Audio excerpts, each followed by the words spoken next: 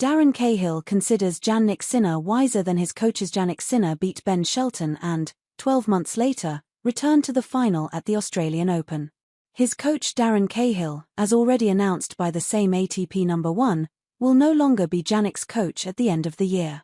But Cahill's last season alongside the two-time Slam champion has started in the best possible way. At the press conference, the Australian coach analysed, together with another coach Simone Vagnozzi, Sinner's path in Melbourne, also talking about the difficult moments experienced in the last year.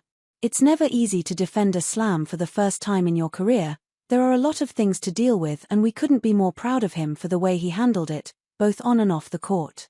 The way he faced adversity and the extraordinary resilience for a 23-year-old.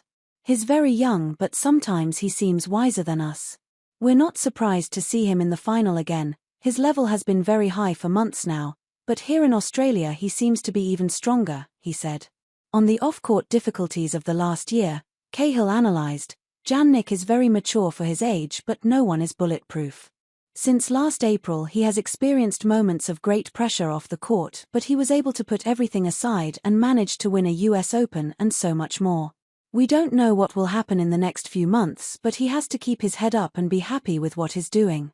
In Italy they can be proud of him. The Australian then made a comparison between Jannik and another champion he followed in the past, Andre Agassi, explaining, in some ways they are similar, in others they are very different.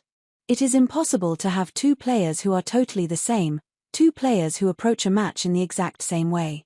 I spoke to Andre just today. He is a fan of Jannik, he respects him and loves his style of play. I always like to hear his opinion on Jannik's way of playing and on what his margins for improvement may be.